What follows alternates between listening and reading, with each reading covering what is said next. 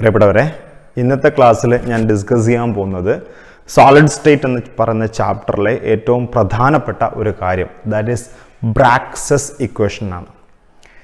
ഈ ബ്രാക്സസ് equation actually ഉണ്ടാക്കിയിരിക്കുന്ന സയൻറ്റിസ്റ്റിൻ്റെ പേര് വൺ ഈസ് W.H. ബ്രാഗും അതേപോലെ തന്നെ W.L. ബ്രാഗുമാണ്. ഒരുപക്ഷെ ക്രിസ്റ്റലോഗ്രാഫി എന്ന് പറയുന്ന ഏരിയയിൽ റവല്യൂഷണറി ആയിട്ടുള്ള ഒരു ചേഞ്ച് കൊണ്ടുവന്നത് ഈ ബ്രാക്സസ് ഇക്വേഷൻ്റെ ഡെറിവേഷനിൽ കൂടിയാണ്, അല്ലെ ബ്രാക്സസ് ഇക്വേഷൻസ് പുട്ട് ഫോർവേഡ് ഇതിൽ കൂടിയാണ്. ഇനി ഈ W.H. ബ്രാഗും W.L. ബ്രാഗും അവർ തമ്മിൽ എന്തെങ്കിലും ബന്ധമുണ്ട്. ഒരാൾ അച്ഛനാണ്, മറ്റേ മകനാണ്. ഒരുപക്ഷെ ലോകത്ത് നോബൽ പ്രൈസ് ഷെയർ ചെയ്ത ഏക അച്ഛനും മകനും W.H. ബ്രാഗും W.L. ബ്രാഗുമാണ്. അമ്മയും മകളും നിങ്ങൾ പഠിച്ചിട്ടുണ്ടായിരുന്നു, ക്യൂറിമാർ, അവർക്ക് നോബൽ പ്രൈസ് കിട്ടിയിട്ടുണ്ട്. W.H. ബ്രാഗും W.L. ബ്രാഗുമാണ് അച്ഛനും മകനും. നമുക്കിനി ഇതിൻ്റെ കാര്യത്തിലേക്ക് വരാം. നമുക്ക് ബ്രാക്സ് ഇക്വേഷൻ്റെ ഡെറിവേഷനിലേക്ക് വരാം. ശരിക്കും ബ്രാക്സ് ഇക്വേഷൻ്റെ ഡെറിവേഷനിൽ വരച്ച ഒരു, അല്ലെങ്കിൽ ബ്രാക്സ് ഇക്വേഷൻ ഉപയോഗിച്ചുകൊണ്ട് വരച്ച ഒരു സ്ട്രക്ചറാണ് ഇത്. ഞാൻ തൽക്കാലത്തേക്ക് ഒരു കാര്യം ചെയ്യാം, ഈ സ്ട്രക്ചർ പറഞ്ഞിട്ട് ബ്രാക്സ് ഇക്വേഷനിലേക്ക് വരാം. അങ്ങനെ നമുക്ക് കുറച്ചും കൂടി എളുപ്പമാണ്. ഒരു ക്രിസ്റ്റൽ സ്ട്രക്ചറാണ് വരച്ചിരിക്കുന്നത്. ഇവിടെ യൂണിറ്റ് സെല്ലുകളുണ്ട്. ദാ 1 cube is therefore this is a cubic structure ആണ്, അല്ല cubic unit cell. 1 cube here, next cube here. They are connected each other, right? ഇനി ക്യൂബിൻ്റെ ഒരു പ്രത്യേകത നിങ്ങൾക്കറിയാം, പാർട്ടിക്കിൾസ് തമ്മിലുള്ള ഡിസ്റ്റൻസ് എന്താണ്? സെയിം ആണ്. ഞാൻ നിങ്ങളോട് പറഞ്ഞേക്ക്, ഒരു ആറ്റോമിക് ക്രിസ്റ്റൽസ് ആണ് നിങ്ങൾ പഠിക്കുന്നതെങ്കിൽ ഈ വരച്ചിരിക്കുന്ന ഈ പാർട്ടിക്കിൾസ് ഒന്നും ആറ്റം കംപ്ലീറ്റ് അല്ല, ന്യൂക്ലിയസ് മാത്രമാണ്. Actually atom is just like this way, ഇങ്ങനെ ഉണ്ടാവും. പക്ഷേ ഇതൊക്കെ ഈ ആറ്റത്തിന്റെ ന്യൂക്ലിയസ് കഴിഞ്ഞ് ബാക്കിയുള്ള ഭാഗമൊക്കെ പൊള്ളയായ ഭാഗമായതുകൊണ്ട് അതിൽ കൂടിയൊക്കെ എക്സ്റേസ് എളുപ്പത്തിൽ കടന്നു പോകും. അതുകൊണ്ട് നമ്മൾ സാധാരണയായിട്ട് ന്യൂക്ലിയസ് മാത്രമേ നമുക്ക് എക്സ്റേ സ്റ്റഡീസ് നമുക്ക് എന്ത് ചെയ്യാൻ പറ്റുള്ളൂ, ഐഡന്റിഫൈ ചെയ്യാൻ പറ്റുള്ളൂ. അപ്പോൾ ഇതൊക്കെ ന്യൂക്ലിയസ് എന്ന് മനസ്സിലാക്കുക, റൈറ്റ്? ഒരു കാര്യം ചെയ്യാം, നമ്മൾ ഇത് ദാറ്റ് ഈസ് ഈ ഒരു പ്ലെയിൻ നിങ്ങൾ മനസ്സിൽ കാണാം. U consider this plain of crystals. ഈ ക്രിസ്റ്റൽസിന്റെ ഈ പ്ലെയിൻ മനസ്സിൽ കാണാം. എന്താ ഈ പ്ലെയിൻ എന്ന് വെച്ചാൽ, നോക്കുക, ഇവിടെ ഒരു സ്ക്വയർ ഇതെല്ലാം കണക്ട് ചെയ്യുമ്പം ഒരു പ്ലെയിന് നമ്മളിലേക്ക് പ്രൊജക്റ്റ് ചെയ്യുന്നില്ലേ?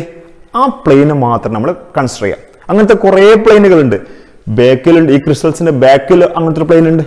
പക്ഷെ നമുക്ക് പഠിക്കാൻ വേണ്ടി തൽക്കാലത്തേക്ക് ഈ പ്ലെയിൻ മാത്രം നമ്മൾ കൺസിഡർ ചെയ്യാം. എന്നിട്ട് നമുക്ക് ഡെറിവേഷനിലേക്ക് വരാം. ഇത് ഞാൻ നേരത്തെ പറഞ്ഞ ക്രിസ്റ്റൽസിന്റെ പ്ലെയിന്. ഈ ക്രിസ്റ്റൽസിലേക്ക് നമ്മളൊരു എക്സ്റേസ് പാസ് ചെയ്യാം. എക്സ്റേയുടെ പ്രത്യേകത നിങ്ങൾക്കറിയാം, ന്യൂക്ലിയസിൽ കൂടി എക്സ്റേ കടന്നു പോകില്ല. ഇതൊരു എക്സ്റേ ബീമാന്ന് വിചാരിക്കുക. ഇത് ഈ ന്യൂക്ലിയസ് തട്ടും. അതേസമയം ഈ എക്സ്റേസ് കടത്തിവിടുമ്പം ഇതിലെ കൂടി എക്സ്റേസ് എല്ലാം കടന്നു പോകുകയെ, കാരണം ഇതിൻ്റെ ഇടയിൽ ന്യൂക്ലിയസ് ഒന്നും ഇല്ല. അതേസമയം consider this x ray beams, this incident on this particles. എന്നിട്ട് ഇതിങ്ങനെ റിഫ്ലക്ട് ചെയ്ത് പോകും, right?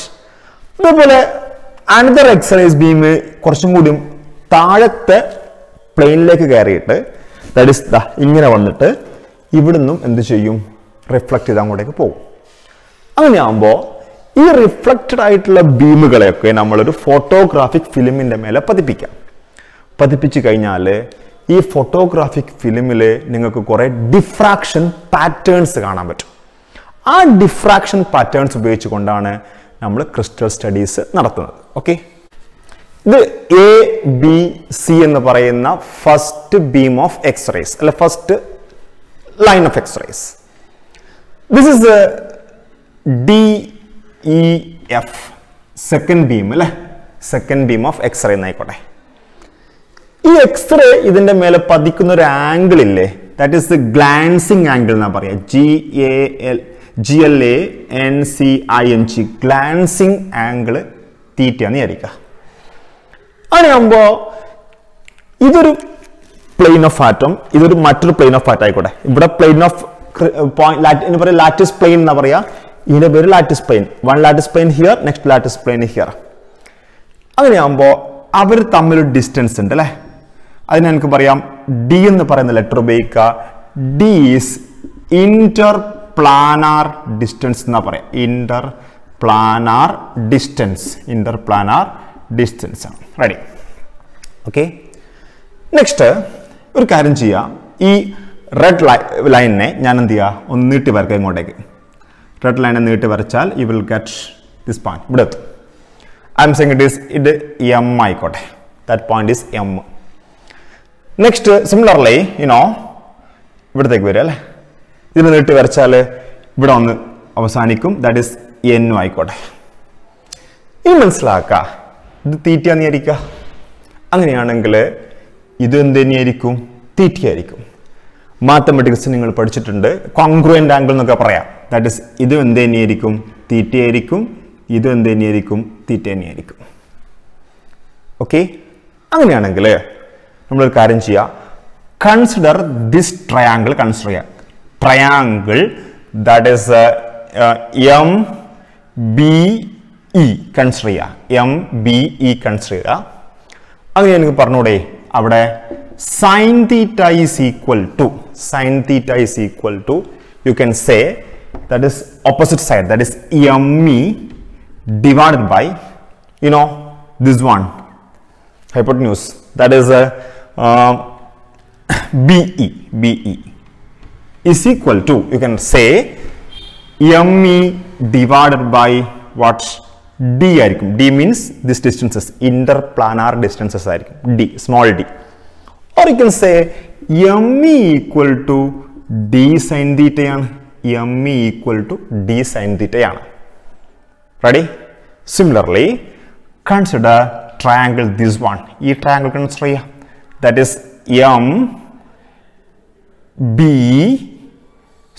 that is the triangle NBE consider ചെയ്യാം. NBE consider ചെയ്യാം. അതേപോലെ തന്നെ അവിടെ നിങ്ങൾക്ക് എഴുതാം. അങ്ങനെയാണെങ്കിൽ sin theta is equal to, that is EN divided by, that is നേരത്തെ പറഞ്ഞ എന്ത് തന്നെ BE. ഇങ്ങനെ പറയാം, EN divided by BE.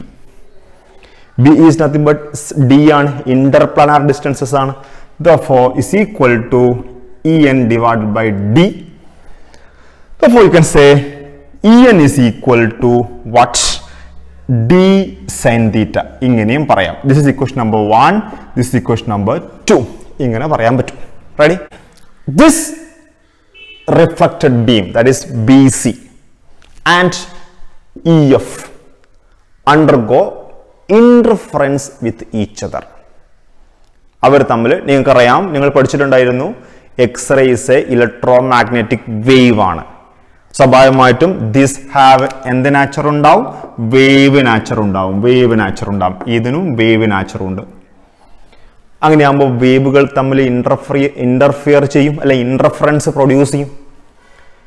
ഈ ഇന്റർഫറൻസ് പ്രൊഡ്യൂസ് ചെയ്യുന്ന കേസിൽ മനസ്സിലാക്കാൻ നിങ്ങൾ, in order to get maximum interference, or we call it as constructive interference എന്നൊക്കെ പറയാം.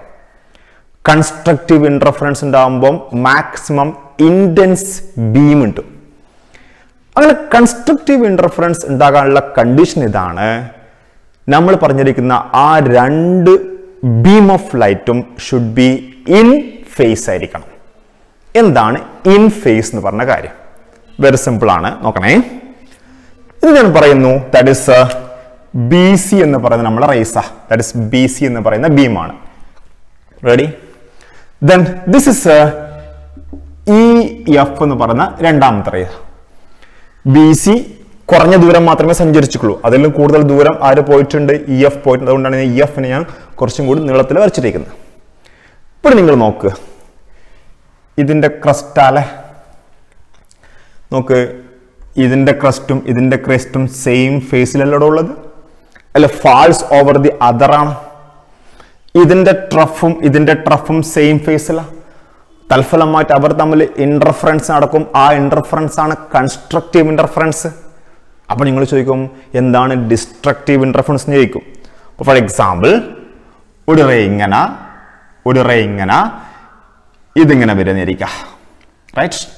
മറ്റേ ആള് just like this way, that is ഇങ്ങനെ ഇങ്ങനെ, ദാറ്റ് ഇസ് ഇങ്ങനെയാണ് വരുന്നതെങ്കിൽ നോക്ക്, ഇയാളുടെ ക്രസ്റ്റും തമ്മിൽ ക്യാൻസൽ ആയിട്ട് ദി ഇൻറ്റൻസിറ്റി വിൽ ബി 0 ആയിട്ട് മാറും.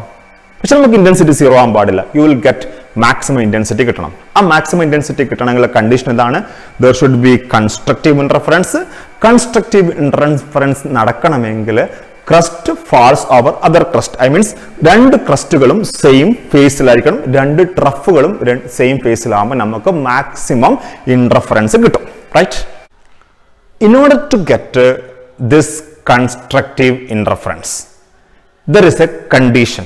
What is the condition? Is that the difference in path length of second ray should be equal to the integral multiple of lambda. Lambda means wavelength of X-ray ആയിരിക്കണം. അപ്പോൾ എന്താണ് ഈ പറഞ്ഞതിന്റെ അർത്ഥം നോക്കണേ. നിങ്ങൾ നോക്ക്, ഇതാണ് first ray, that is ABC.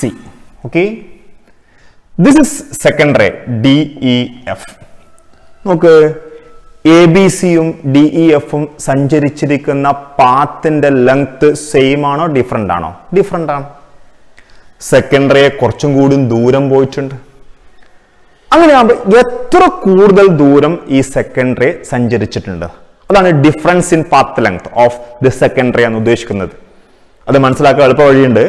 നമ്മളൊരു കാര്യം ചെയ്യാം, ഈ ഒരു പോയിന്റിനെ ഇങ്ങോട്ട്, അല്ലെങ്കിൽ ഇത് നമ്മൾ എന്ത് ചെയ്യുക, ഇങ്ങോട്ടേക്ക് നീക്കുക, ഇതിനെ നിങ്ങൾ ഇങ്ങോട്ടേക്ക് നീക്കുക. അങ്ങനെയാണെങ്കിൽ ഈ ദൂരം പ്ലസ് ഈ ദൂരമല്ലടോ സെക്കൻഡ് റേ പോയിരിക്കുന്ന കൂടുതൽ ദൂരം. അത് ഒന്നാമത്തെ ബീമിനേക്കാൾ സെക്കൻഡ് റേ പോയിരിക്കുന്ന കൂടുതൽ ദൂരം എന്ന് പറഞ്ഞാൽ ഈ ഡിസ്റ്റൻസ് പ്ലസ് ഈ ഡിസ്റ്റൻസാ. മനസ്സിലാക്കാനുള്ള വഴി ഇതാണ്. ഈ സെക്കൻഡ് റേ നമ്മൾ ഇങ്ങനെ ഇവിടെ എടുത്ത് വെച്ച് നോക്കുക, ഇത് ഇവിടെ എടുത്ത് വെച്ച് നോക്കുക.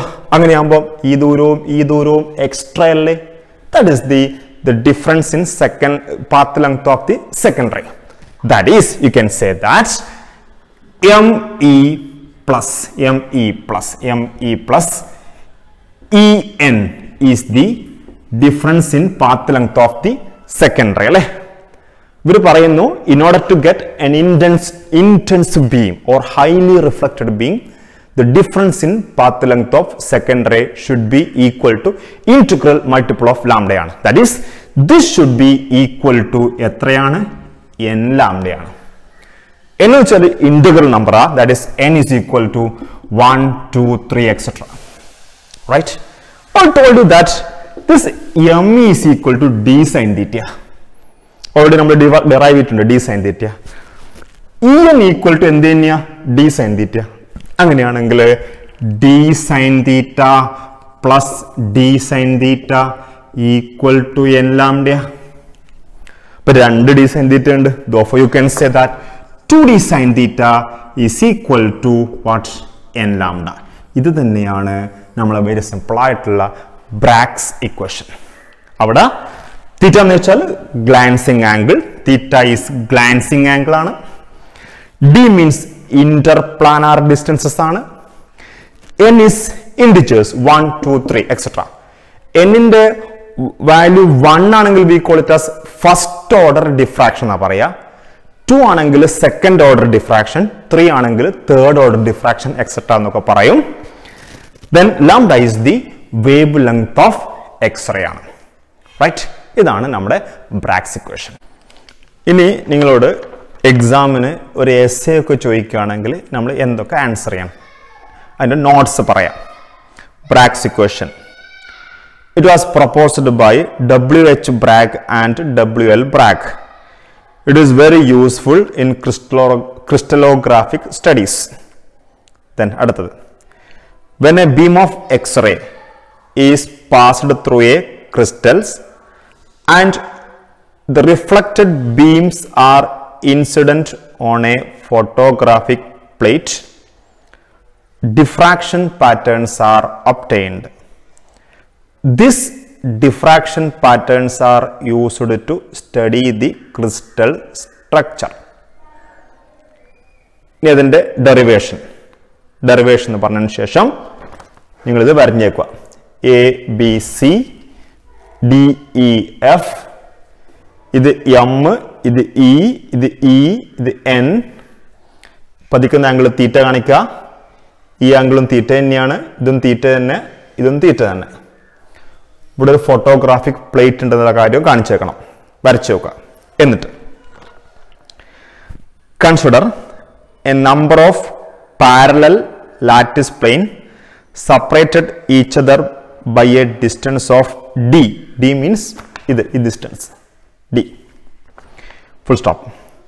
When a monochromatic X-ray of wavelength lambda incident on the plane at a glancing angle of theta, then ABC and DEF represent two parallel beams. Reflected rays from the parallel beams. Then angle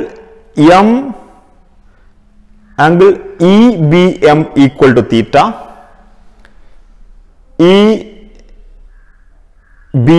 EBN equal to again theta, then BE equal to D. Then you write, consider the triangle MBE, sin theta equal to ME by BE equal to ME by D, ME equal to D sin theta. That is equation number 1. Triangle NBE, sin theta equal to EN by BE is equal to EN by D, En is equal to D sin theta. Equation number 2. Right? And at the point reflected beam BC and EF undergo interference to each other. Full stop. In order to get maximum interference, the bracket maximum intensity beam, comma, the reflected rays should be in phase, PHASE, phase. The bracket crust fall over crust and trough fall over trough. That's in phase. Full stop. Therefore, they will reinforce each other. Full stop. This is possible only if the extra distance or difference in path, the extra distance traveled by the second ray is an integral multiple of wavelength lambda. That is ME plus En equal to n lambda.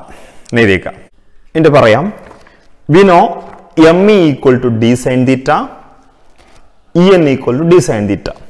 Therefore, D sin theta plus D sin theta equal to n lambda, or 2D sin theta is equal to n lambda. This is Bragg's equation, where n is equal to 1, 2, 3, etc. If n is equal to 1, first order diffraction. N is equal to 2, second order diffraction. This is Bragg's equation notes. Now, the applications. Number 1, by measuring theta for a particular diffraction maximum, n in the value 1, 2, 3 of wavelength lambda, interplanar distance d can be calculated. അതായത് ഇതും തരികയാണെങ്കിൽ d calculate ചെയ്യാം. ഇത് സംഭവമൊന്നുമല്ല. രണ്ടാമത്തെ, by measuring the value of theta for the diffraction maximum of a specific order, that means n in the value, from a specific set of interplanar distances d, lambda can be calculated. That means idu ariyamengil endu kaanam lambda calculate cheyan pattum. Moonamathe, this can be used to calculate the value of theta for diffraction maximum for a given value of n, knowing lambda and d. N-um lambda yum d yum ariyamengil theta, a glancing angle namukku calculate cheyan pattum. ഇത്രയാണ് Bragg's equation application. അത് തിരിച്ചും മറിച്ചും പറയുന്നത് മാത്രമേ ഉള്ളൂ. Ready? ഇനി നമുക്ക് ഇതിന്റെ ഒന്ന് രണ്ട് പ്രോബ്ലംസ് കൂടി ചെയ്താൽ ബ്രാഗ്സ് ഇക്വേഷൻ ഫിനിഷ് ആവും. ഒന്നാമത്തെ ചോദ്യം നോക്കുക. First order diffraction was observed for x ray of wave length 0.0576 nanometre at an angle of 6 degree 54 minute of a crystal. Calculate distance between consecutive plane. Consecutive plane is nothing but interplanar distances ആണ്. നമുക്കറിയാവുന്ന equation എങ്ങനെയാണ്? n lambda equal to 2d sin theta. നിങ്ങൾ കണ്ടുപിടിക്കേണ്ടത് d ആണ് കണ്ടുപിടിക്കേണ്ടത് അല്ലേ? d equal to you can say n lambda divided by 2 sin theta. First order diffraction ആണ്. അപ്പൊ എന്നിന്റെ വാല്യൂ 1 ഇതാ കൊടുത്തു. Now lambda wave length 0.056 nm nanometre. അപ്പൊ ചോദിക്കും അതിനെ മീറ്റർ ആക്കേണ്ടതെന്ന്. മീറ്റർ ആക്കേണ്ട നിർബന്ധമില്ല. കാരണം നിങ്ങൾ ഉത്തരവും നാനോമീറ്റർ തന്നെ പറഞ്ഞാൽ മതി. ഇനിയിപ്പോൾ മീറ്റർ ആക്കണം നിർബന്ധം ഉണ്ടെങ്കിൽ ആർക്കെങ്കിലും ആവശ്യമുണ്ടെങ്കിൽ 10⁻⁹ മീറ്റർ എന്ന് കൊടുത്താലും മതി. നാനോക്ക് പകരം 10⁻⁹ മീറ്റർ കൊടുത്താൽ മതി. അല്ലെങ്കിൽ ഇങ്ങനത്തെ ചെയ്താൽ മതി. That 0.0576 nanometre. Next 2 sine theta 6 degree 54 മിനിറ്റാ. നമ്മൾ കാൽക്കുലേറ്ററിൽ ചെയ്യാൻ പറ്റുള്ളൂ. കാൽക്കുലേറ്ററിൽ അതിന്റെ വാല്യൂസ് നമ്മൾ കണ്ടുപിടിക്കുക. ആ വാല്യൂ ഇവിടെ സബ്സ്റ്റിറ്റ്യൂട്ട് ചെയ്യുക. സബ്സ്റ്റിറ്റ്യൂട്ട് ചെയ്യുമ്പോൾ നിങ്ങൾക്ക് ഫൈനലായിട്ട് കിട്ടുന്ന ആൻസർ ഇതായിരിക്കും. That 0.2397 nanometre. ഇവിടെ യൂണിറ്റിന്റെ പ്രശ്നമില്ല. കാരണം ഇതിന് യൂണിറ്റ് ഇല്ല, ഇതിന് യൂണിറ്റ് ഇല്ല, ഇതിനും യൂണിറ്റ് ഇല്ല. ഒരു വാല്യൂ മാത്രമേ ഉള്ളൂ. അപ്പോൾ ഇതിന് മാത്രമേ യൂണിറ്റ് ഉള്ളൂ. അപ്പോൾ ഉത്തരത്തിൽ ഈ യൂണിറ്റ് തീർച്ചയായിട്ടും അവിടെ ഉണ്ടാവുകയും ചെയ്യും. റൈറ്റ്. സെക്കൻഡ് ക്വസ്റ്റ്യൻ ആണ്. At what angle would the diffraction be observed in X-ray diffraction of crystal plane D is 2.04 into 10⁻⁻10 meter if the X-ray used have the wavelength of 1.54 into 10⁻⁻10 meter? At what angle the second order diffraction is observed from the same plane? അപ്പോൾ question രണ്ട് ഭാഗമുണ്ട്. First order diffraction നടക്കാൻ വേണ്ട ആംഗിളും കണ്ടുപിടിക്കണം. Second order diffraction കാണാൻ വേണ്ട ആംഗിളും കണ്ടുപിടിക്കണം. നമുക്ക് ഫസ്റ്റ് പാർട്ടിലേക്ക് നോക്കാം. നമ്മുടെ ഇക്വേഷൻ എങ്ങനെയാണ്? n lambda equal to 2d sin theta. അപ്പോൾ തീറ്റ അല്ല നിങ്ങൾ എടുക്കേണ്ടത്, ആദ്യം സൈൻ തീറ്റ എടുക്കുക. Sine theta equal to n lambda by 2d. എന്നിന്റെ വാല്യൂ ഫസ്റ്റ് ഓർഡർ അല്ലേ? ഫസ്റ്റ് ഓർഡർ ഡിഫ്രാക്ഷൻ ആണ്. ദാറ്റ് ഈസ് ഫസ്റ്റ് ഓർഡർ ആണ്. ക്വസ്റ്റ്യനിൽ പറഞ്ഞിട്ടില്ല. ഫസ്റ്റ് ഓർഡർ ആണ് പറഞ്ഞിരിക്കുന്നത്. ഫസ്റ്റ് ഓർഡർ ആണ്. അപ്പോൾ ഫസ്റ്റ് ഓർഡർ ആകുമ്പോൾ എന്നിന്റെ വാല്യൂ 1 കൊടുത്തു. ദെൻ ലാംഡ 1.54 into 10⁻⁻10 മീറ്ററിലാണ് ഉള്ളത്. Then 2 is the d 2.04 into 10⁻⁻10 again metre തന്നെ. തീർച്ചയായിട്ടും ഈ മീറ്റർ അങ്ങ് വെട്ടിപ്പോ, ഒന്നും ബാക്കി ഉണ്ടാവില്ല അവിടെ. അപ്പോൾ നമുക്ക് സൈൻ തീറ്റയുടെ വാല്യൂ 0.3775 കിട്ടും. അതിന് തീറ്റ കാണാൻ സൈൻ ഇൻവേഴ്സ് ഓഫ് ഈ വാല്യൂ കൊടുത്താൽ U will get the answer. രണ്ടാം ക്വസ്റ്റ്യൻ്റെ സെക്കൻഡ് പാർട്ട് നിങ്ങൾ സ്വന്തമായിട്ട് ചെയ്യുക. എന്താ ചോദിച്ചു വെച്ചാൽ at what angle the second order diffraction is observed. Second order diffraction ആകുമ്പം എന്ത് മാത്രം മാറ്റിയാൽ മതി? ഇവിടുത്തെ എന്നിൻ്റെ വാല്യൂ 2 കൊടുത്തിട്ട് സെയിം ക്വസ്റ്റ്യൻ നമ്മൾ ആൻസർ ചെയ്യാം. U will get the answers.